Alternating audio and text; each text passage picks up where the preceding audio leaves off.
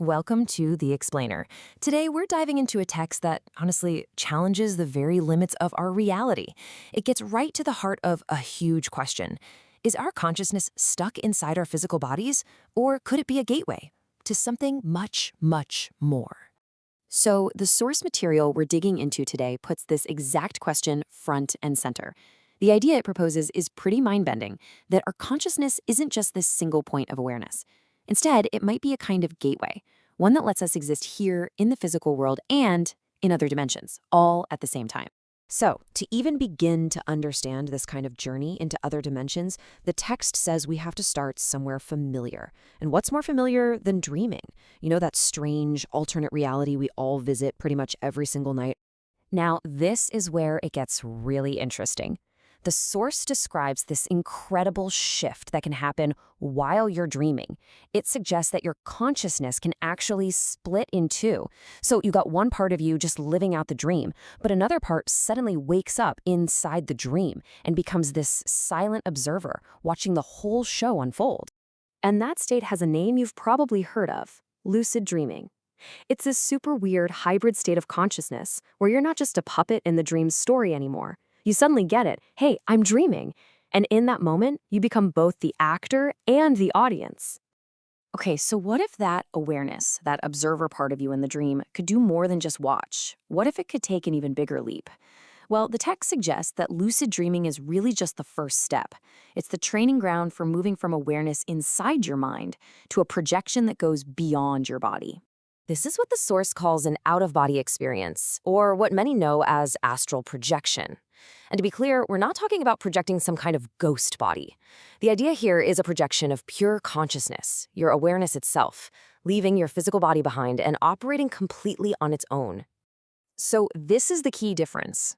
And it's a big one. Let's break it down. With lucid dreaming, your awareness wakes up inside the dream. You're still in your own mental world.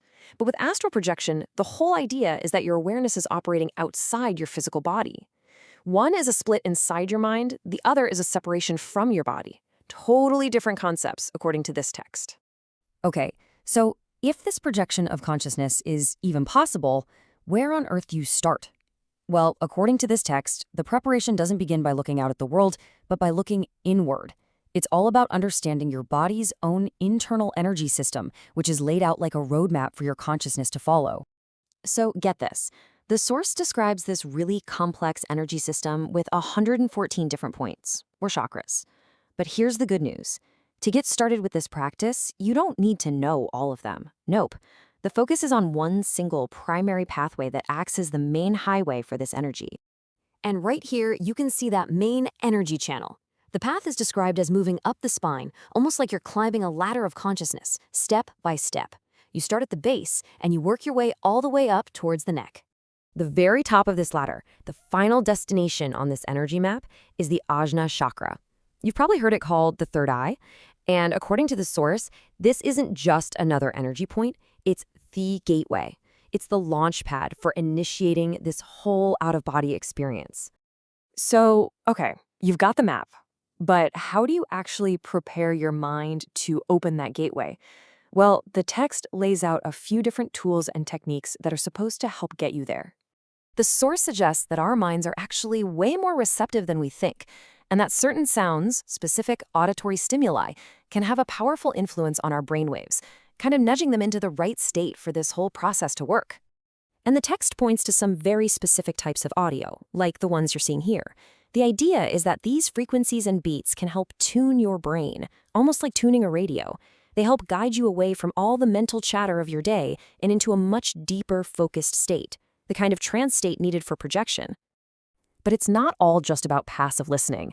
The text also lays out a really specific, active practice that it calls the little method.